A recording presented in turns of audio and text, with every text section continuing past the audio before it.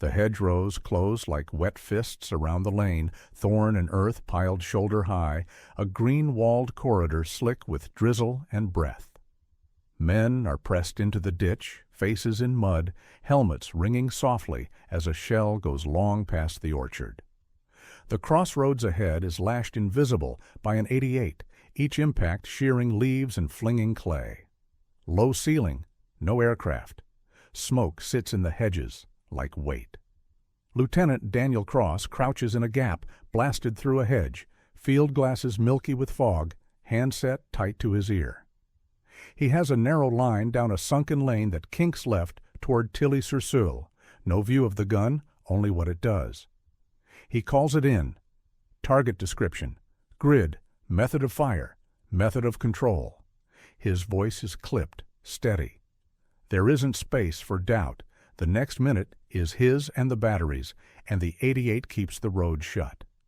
In the rear, Captain Walter Briggs's Fire Direction Center is a tented world of lines and angles, dry sand on plotting boards drinking greasy pencil, string taut between points that mean life or death.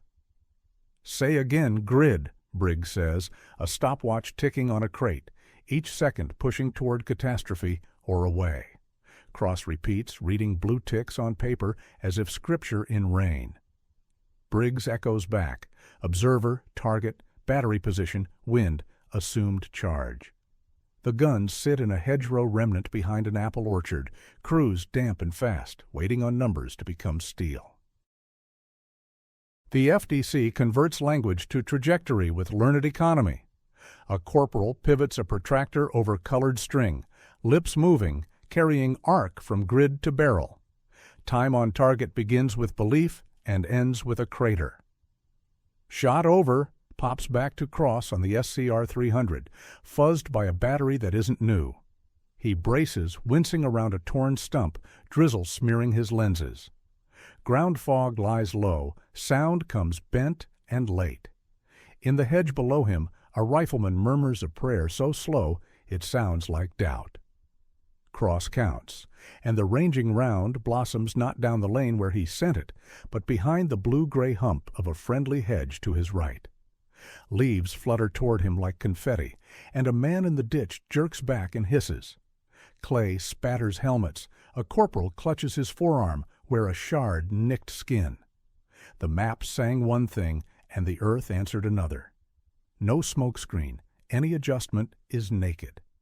He swallows mud and brass, pencil scratching over a map, under rain-beaded plastic. Failure is supposed to be a ghost you have, left, add, right, drop, until the gun is walked onto truth. He forces his voice into the radio. Right 300, add 400, over. The ritual steadies him. The infantry captain beside him, face chalked with dust, nods once. If artillery doesn't cut that orchard, they cannot move. Cross raises his head again, knowing hedgerows warp sound. Echoes bounce off wet walls. Direction bends under fog. Shot, over, tinny again. He counts, 1, 2, 3, and the burst tears the air behind the company's left, a shock of white and black that spits shards and screams. The sound is wrong in fog. It feels nearer. A helmet skitters like a kicked pot. A sergeant who refused to flatten is now flat, blood slick in a groove of mud. Cross's stomach drops, then locks. He walked it the wrong way. The arithmetic is clean. Reality is not. Somewhere between glass and grid, a mismatch is killing them faster than German steel. Briggs's tent hums with overlapping missions. Battery C shouting for data, Battery B mishearing a digit. British-labeled sheets and American photo mosaic overlays breed tiny, lethal misunderstandings. Confirm grid, Briggs demands. The plotting board is a place you go not to be killed by your own. A sergeant slides a finger to a margin note and back again without reading it, habit over curiosity. Briggs glances from stopwatch to a wire sagging from the tent pole.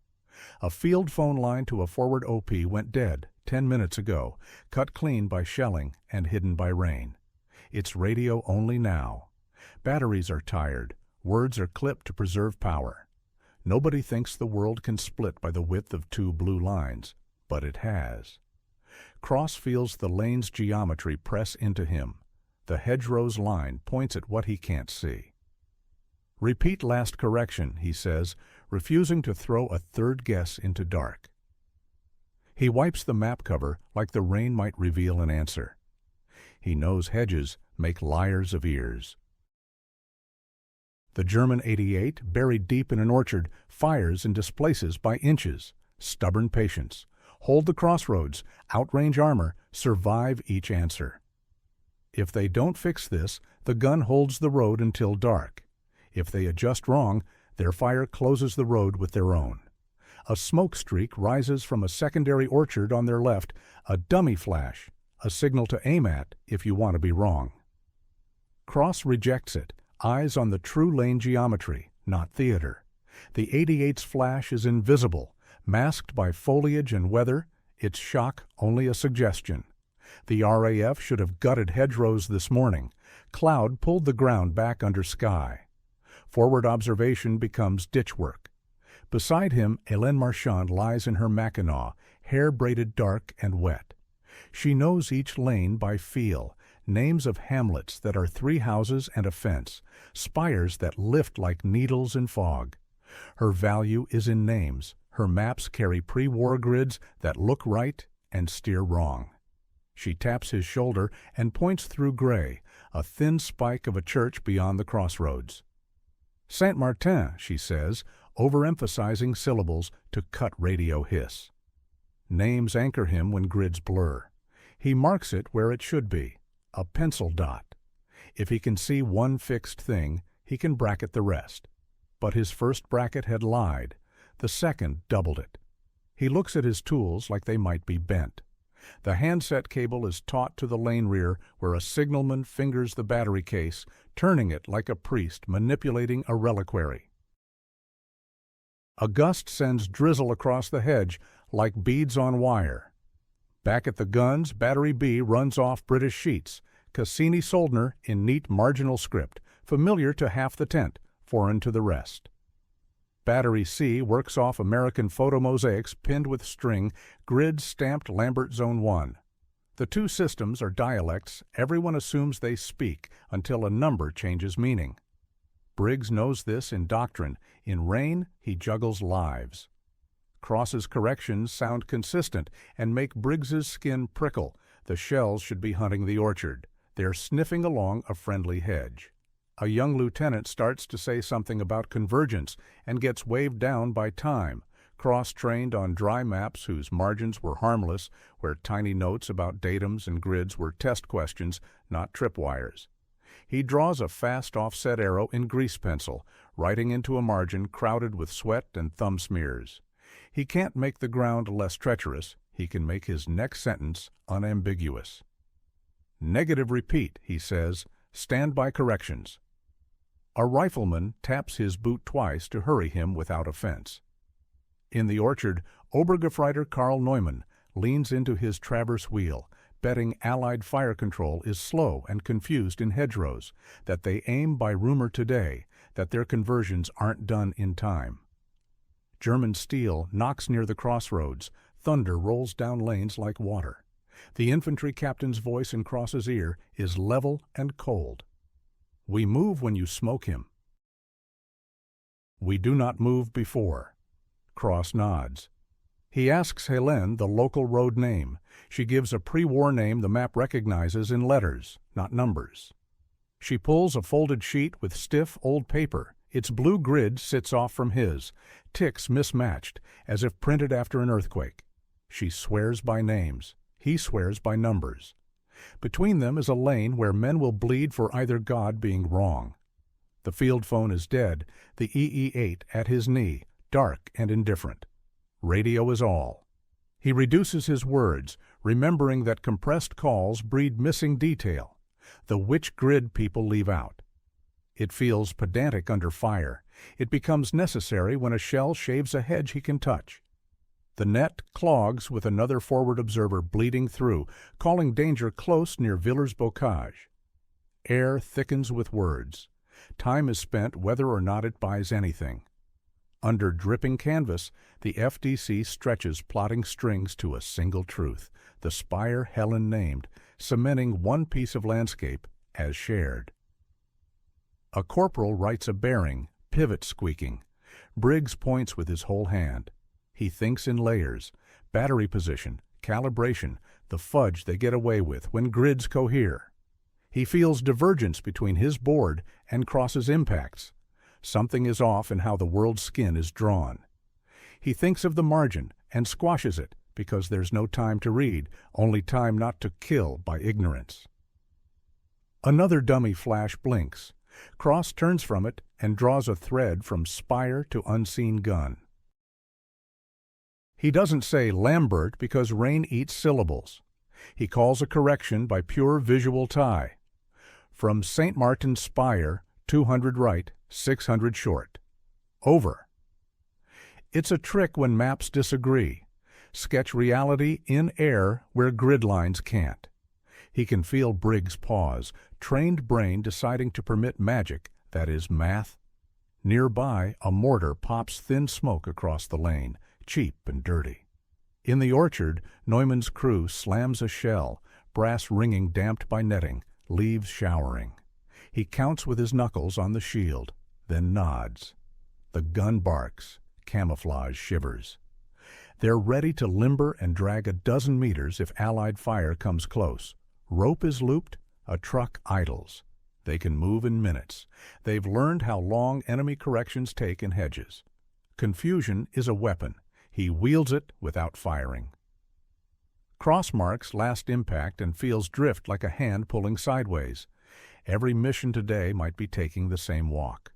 Somewhere uphill, a platoon tastes their range round in a friendly hedge and curses lines. He flattens the map, slick plastic resisting, eyes on the blue ticks as if they might confess. They're even and rational, promising. He has a second for curiosity, and he spends it. "Hélène, your map," he says, not looking at the road. Rain pinpricks margins. She passes it with a gloved edge, eyes on the lane. He opens to the village they need. The same town name sits twice, once on his, once on hers. Fonts are cousins, names identical. Grid blue is cousin blue, not identical. Ticks don't match places. It's like seeing twins and noticing a scar. Her margin carries a note he hasn't needed, small ink with big cost. Paris datum, Lambert, Zone 1. He holds both in rain, same spire, same bend, same orchard, different squares. A shell goes high. Luck continues. Men flatten, then breathe.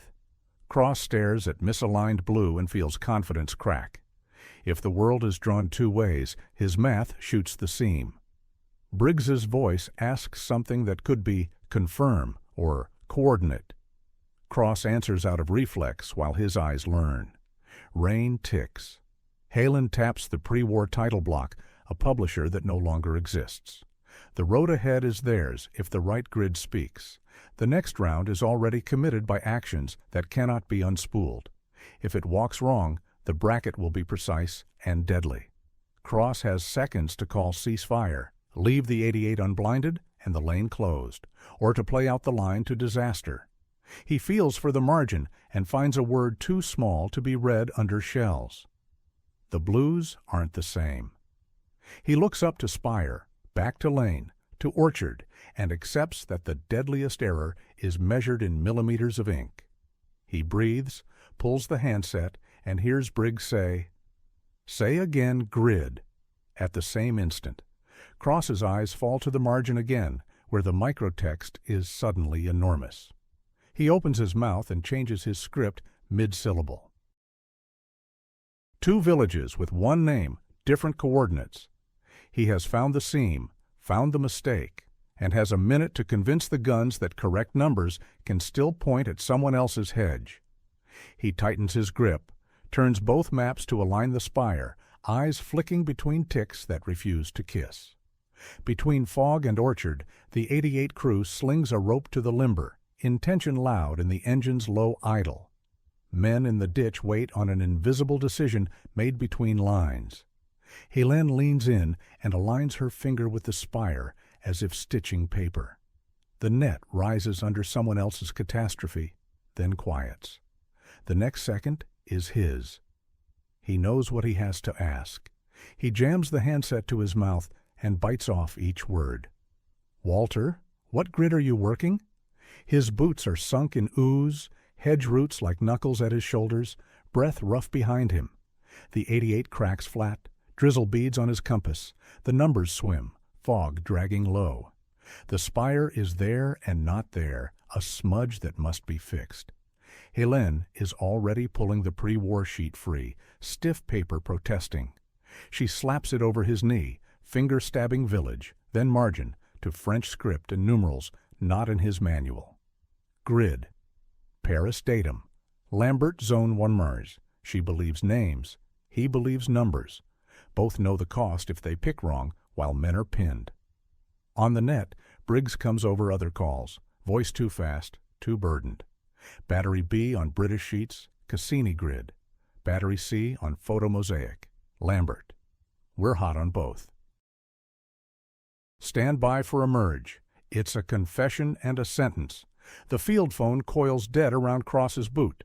The SCR 300's battery icon fades. If he leaves out the grid, if Briggs guesses wrong which board he's on, the next correction is a coin toss with blood on both faces. Cross forces his eye to the British sheet's margin, rain stamping new patterns. Tiny letters, tight as an apology. Grid. British Cassini Soldner. Convergence. See appendix. The appendix is somewhere in a truck that won't risk this close to an 88.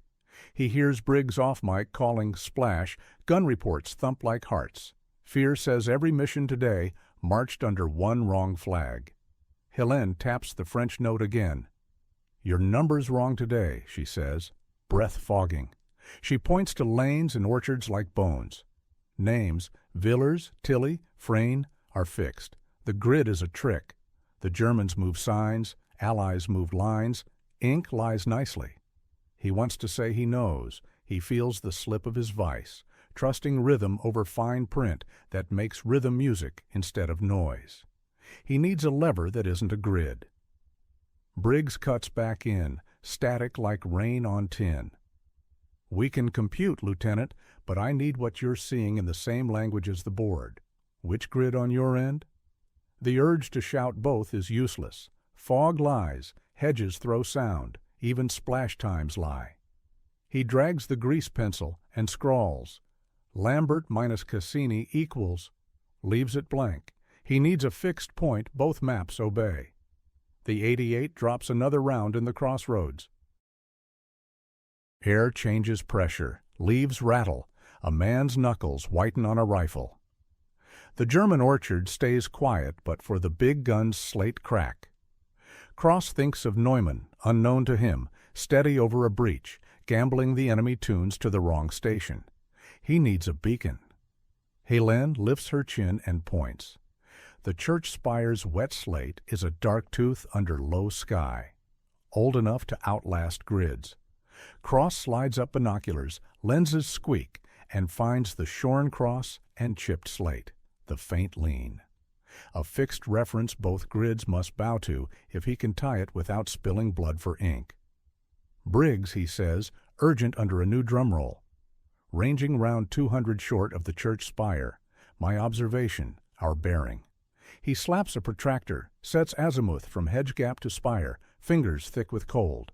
He reads it fast, adds, B on Cassini, C on Lambert. Observe splash on my mark. If wrong, they'll bracket the wrong century. If right, the spire translates. A pause, paper rustles, a cough stifled. Briggs says, copy. One ranging round, 200 short of reference spire, observers azimuth. B British, C US, splash when ready. Cross hears hands, strings tighten, protractor pivots, grease pencils ditch extraneous words. Fog swells white. He thinks he's lost it all. Then the spire sharpens, a black blade again. He calls eyes up, men lift grudgingly. Down the road, the 88 yanks another shell. Seconds crawl while both sides work at limits. The radio hisses, then gives him the syllable that matters. Splash. He counts trained beats. Hedgerows lie calibrated. A white flower opens beyond a field. Leaves dance on the far hedge like a sheet shaken by an unseen wife. It's short and right of the spire by his eye. Fog dampens sound. He doubts his ear and writes short, right, Lambert, then writes the same under Cassini, cross-hatching his mind so he doesn't believe either alone. Helene leans close. Smoke clings to her scarf. "Your ad left is too bold," she says, pointing to the pre-war sheet where spire and road make a clean angle the mosaic muddies. The Germans lit a thin smoke pot downstream of their orchard, a false drift.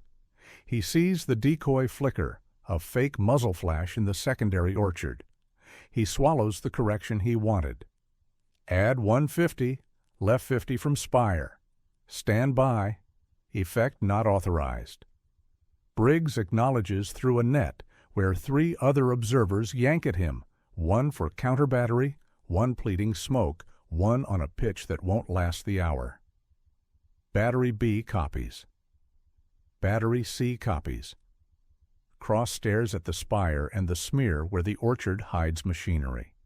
He notes correction in both margins, Lambert and Cassini, diverging by the width of the coin lodged in his mind since he saw the ticks. One family leads to the orchard, the other to his own hedge. The second round whispers in, fog muffling. White folds back into hedgerow skin. It punches closer to the spire and left. Leaves flutter the way he needs. German shouts filter, muffled and nasal. His ad is small now, the bracket tightens, the world chooses a grid. Lambert reads truer, he says. B, shift to C's sheet. We're on Lambert. Dangerous quiet on the net. If wrong, gravestones. Copy Lambert for both, Briggs says. Tempo escalates, overlays yanked, rulers slide, charge tables flip. The drizzle thins. The battery meter ticks lower. The 88 flares again, closer to where their lane meets the road. A soldier whispers a prayer that has no words the war recognizes. Helene points. Branches heave under weight that isn't wind. Netting strains as recoil eats and gives. The dummy orchard stays too tidy. She flicks eyes to his. Adjust fire. From last, add 50, left 20. Ready for effect, he says, then stops short of the commit. Briggs exhales thin on the mic. Lieutenant, we're spread thin. B and C need a solution yesterday. Confirm target by non-grid reference. Cross arrows the spire to orchard, writing a crude offset, a map on a mess tin. He taps paper, hedge, spire. Yes, reference spire. Target orchard bearing 235, range 800 from spire. Real terrain, not math. FDC takes the thrown knife by the handle. Copy terrain reference, 235 at 800. Mark spire as RP1, Briggs tells the room. All guns, prepare to shift to RP1. The plotting board in Cross's head re-anchors. Strings bow, protractor digs. Rain ticks. Decoy smoke creases under a breeze. Shell case chatter clocks with his pulse. A way around a margin note nobody read is not absolution if numbers are still wrong. Another round lands on the orchard's shoulder. Black earth lifts. Net trembles, wrong. Neumann looks up from sights. His limber rope is looped. Truck idles. They can move if Allied fire crawls closer.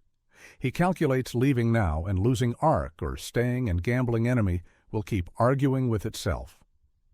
The ground here forgives nothing. A miss walked back into friendly hedges because a British appendix sat unread miles away is unforgivable. Cross looks one last time at Helen's French sheet and the mosaic. The town name sits the same. Grids disagree like cousins who can't sit together. He feels the fault between ink and earth and chooses. Fire for... He stops. Wait. Confirm. Splash time to spire on next. We'll adjust by hedgerow delay. Confirming, Briggs says. They will use how sound lies to correct. Helene watches his lips and counts with him. The lane stinks of churned earth and old manure and fresh fear. Somewhere a mule brays. Radio gives the cue. The round blooms white where his mind put it. Sound knocks his eardrums a beat longer than first count. He nods. Relief tastes of metal. Fire for effect. Lambert reference, RP1 to target 235 at 800. If the 88 stays, it dies. If it moves, they catch the limbering team in mud. The handset fills with intent. Orders cascade. Charges called. Breaches clack. A system doing what it was built to do without pride. Cross feels exhaustion edge his brain and shoves it aside. He imagines Briggs's red string dragging to a small cross labeled RP1, grease pencil circling a gray oval orchard that stands in for men. Helen's hand lands on his sleeve, a small weight that says, "This is it." He looks down the lane, squad leader's cheek in mud, a boy turning his wedding ring until skin is raw, the sergeant now still, a fragment's work. The hedge has kept them alive and stolen their direction. He looks up, spire, orchard, one straight line over a world of boxes. A new voice cuts in, sharper, hurried, edges of panic earned. "Observer, this is Outpost 3. Eyes on the gun. The German is limbering. Wheels in. 1 minute to move or kill." The hedgerow breathes damp and cordite. In that thin minute, everything narrows to a pencil tip and the sound of batteries starving. Cross watches the lane boil with nervous breath. Fog swallows impacts and throws echoes sideways. A previous round rattled leaves behind their wall. A warning. He scans for spire and fixeds, computes by memory, but ground lies, and the 88 is about to roll. If it goes, the crossroads becomes a kill gate for their column. Helene worries the edge of her pre-war sheet, polite betrayal in its grid. 2 villages on 2 frames share a square in name, not number. She traces Lambert here, Cassini there. She trusts land. He needs digits. The FDC juggles 3 conversations and a bad battery. Battery B's British board is neat. Battery C's mosaic is messy. Briggs has been translating by feel. A grease pencil line to the spire refuses to line on both. His stopwatch eats the minute they don't have. The simple truth lands. Clever math is draining nerve. The wrong grid is killing friends. A burst to their left is too soft to be theirs. Hedgerow sheds leaves as if shrugging. Cross wants to call add 200, left 100, the rote that calms and walks steel. But sound is late. Hedge smothers direction. A decoy orchard blinks. He feels the drag to overcorrect toward false light and checks it. He needs a fixed thing both maps obey, or he has to stop firing and cede the road. He sees the spire through fog like a dark tooth. Helene mouths its name, anchor for both papers. She taps the spire on both sheets, then the margin where the conversion hid. A millimeter rules lanes.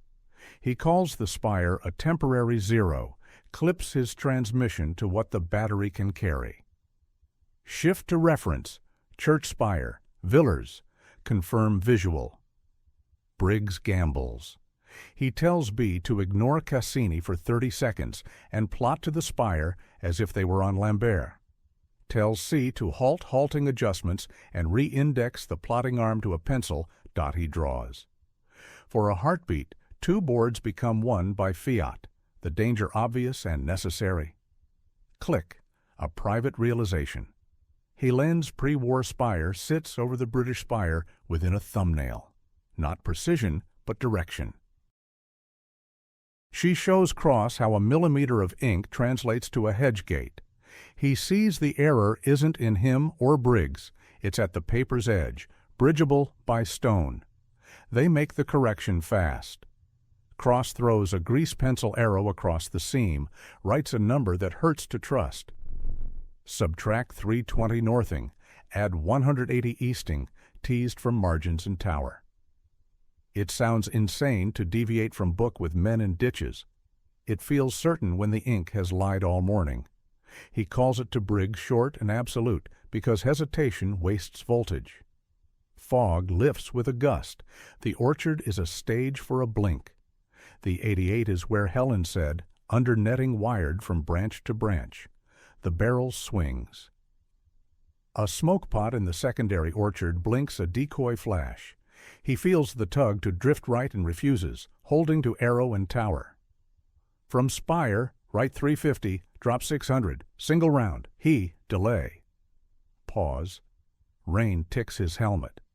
Briggs repeats, voice a wall, and slashes his strings. The protractor swings. Battery B fires as if always Lambert. C fires as if Cassini never mattered. 2 rounds are twins in a world that disagreed for hours. Color comes early, sound late, the ranging round blossoms beyond a hedgerow. Fragments hiss. He watches for the flat black detonation of delay, fuses biting soil. The first burst is long and left of arrow, but for the first time the error behaves like the conversion scratched on his board. Add 300, left 150, 1 round. The dummy flashes wink again, a wink he denies. The 88 cracks and shoves air down the lane. It strikes a farther hedge, a man curses and stifles. Helen's hand tightens, knuckles pale. She whispers the orchard's old name, truth not on any allied sheet. Briggs hears impacts as numbers and feels relief. The correction matches what he scribbled. He orders, shot over, because ritual holds men upright. A runner wipes a window nobody needs. If he can land the next inside cross's box, the spire becomes more than stone. It becomes a converter of lies. Neumann adjusts like adjusting a chair. He bet on confusion and has won all morning. Displacement breathes down his collar. The order to limber is a near-future shouting from the present. The barrel recoils and returns. He doesn't know his best insurance has been a millimeter mismatch. The next round steps with intent. It arrives low and right of last, an arrow pointing home. Geometry settles and crosses bones. Drop 150, left 100. Helen holds her breath. The burst throws wet earth over a patch where netting trembles wrong, not with breeze but shock.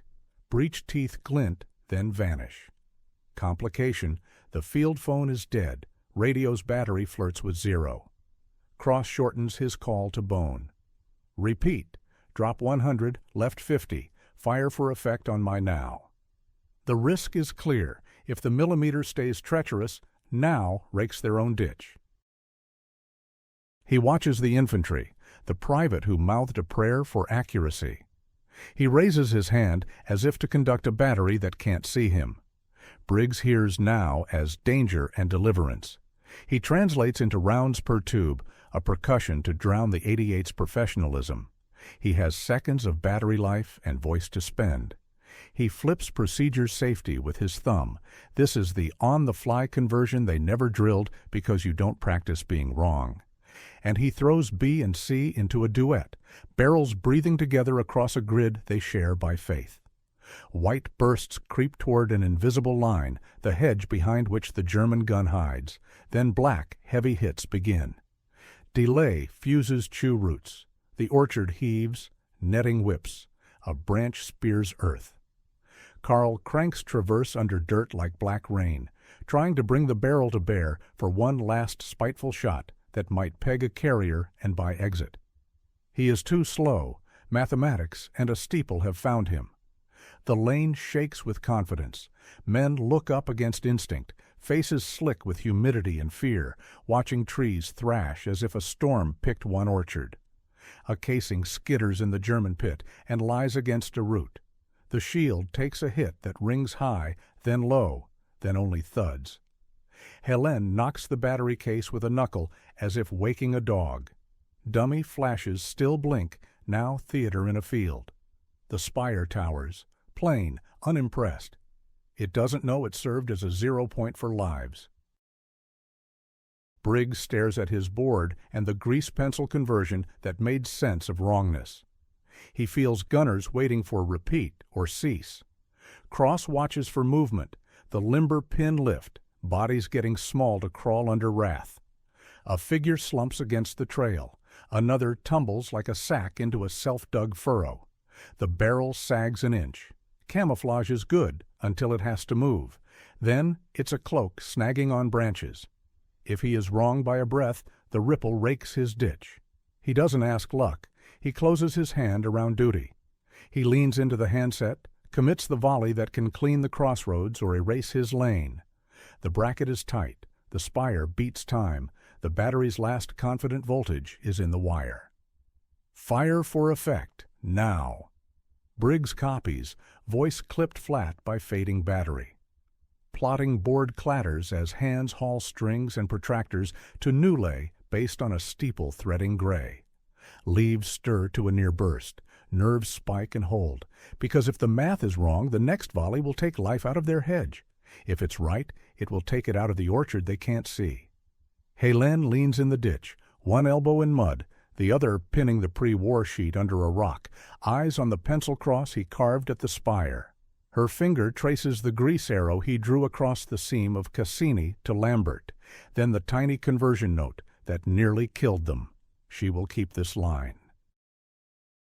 In the orchard, Neumann's world is netting, burlap strips dripping, trunks braced by spade-cut holes.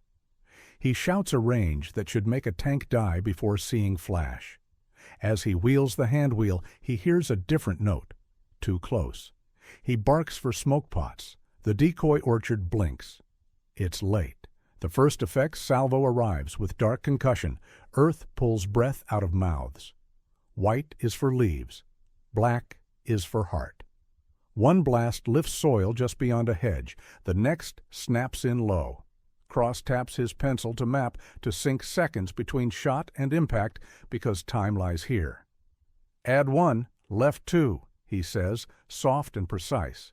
Briggs answers, add 1, left 2, battery 2 rounds, staff officer counting out loud to hold shape. Neumann feels the tremor slide left and seeks it, curses British walking fire, each step deliberate, closer. He slaps the trail spade pin, glances at the limber, horses snorting steam. They can pivot and pull in under a minute if shells don't take a head first. Dummy flashes blink. The next burst straddles seam between real and false. He knows who faces him. The second salvo steps with a measuring mind. Fragments hiss like bees. Silence comes, the kind before screaming, and screaming doesn't come. Cross's breath hitches, then smooths. The offset is being eaten, the grid error tallied and paid. He thinks of ink millimeters that travel kilometers in world, and of how many men they cost this morning. He feels the shape of his own flaw, faith without reading margins. Drop 1, add half, he says, fog fooling far hedges and sound lag. He trusts the spire. Hélène drags the grease pencil where he points, memorializing last step, making a new map for a world that shifts because the old French grid tells truths about names and lies about distance, and names won't save anyone alone. At the FDC, Briggs skates the protractor, pivots the arm, a corporal holds string over a hatched square with a Cassini index that doesn't fit the American overlay pinned close by. Mixed batteries, British and U.S., now harmonized by a steeple everyone can see. A second lieutenant calls charge and deflection. Briggs cuts him once. The British margin reads, convergence, parsement 0°8. 8 minutes is life.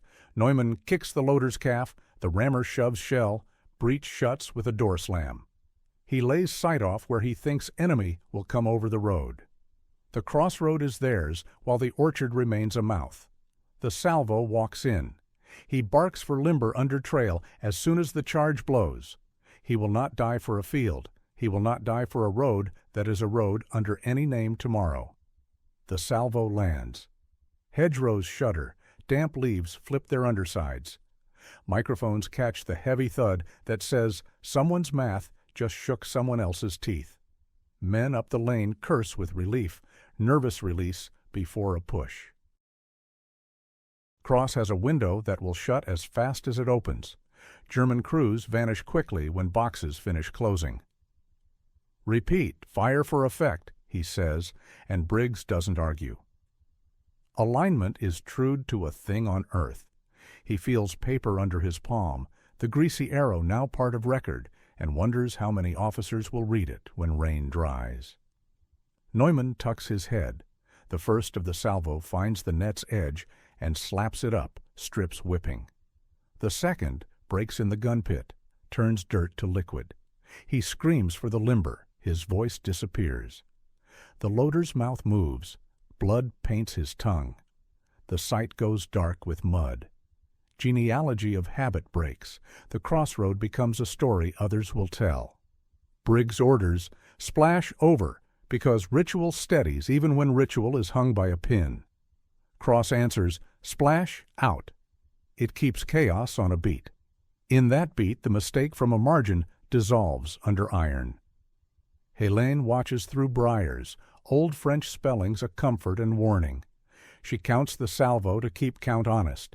Names survive wars. Numbers change with governments and engineers.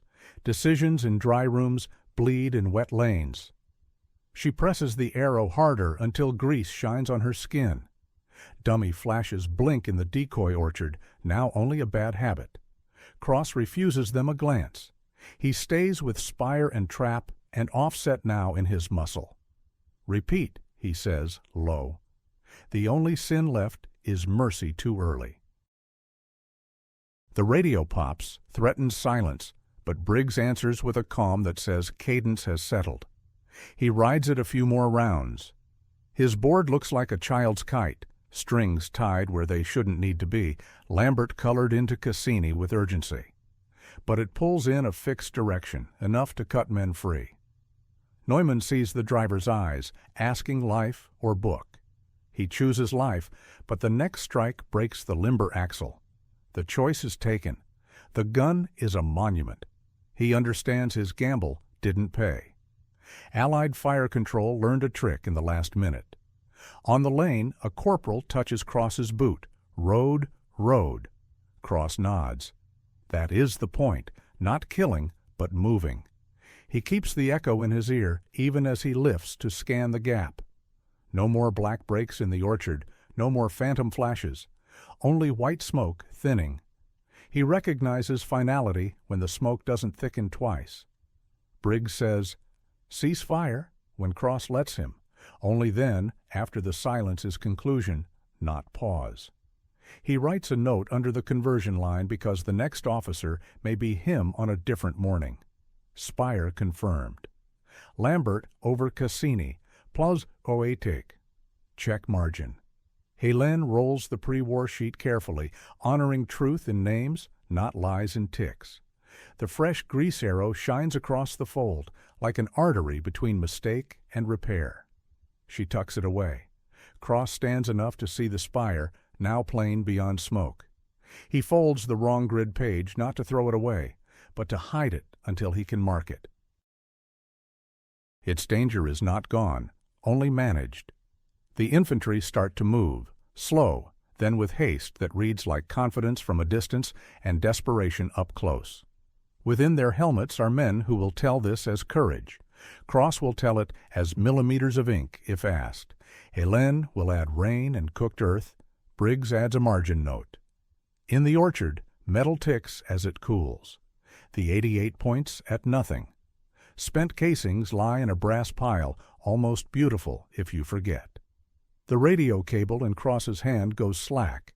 He relaxes his grip by degrees. He folds the map over the seam where two grids share paper they don't deserve, and drags the grease pencil across the arrow one last time to make it unmissable. Rain beads and runs along the wax line in tiny rivers. Cross lifts two fingers to the captain. Forward. The hedge breathes. Boots find the gate. The only sound for a breath is rain tapping a cooling shield as their first file breaks from cover toward the road that the spire and the guns have opened.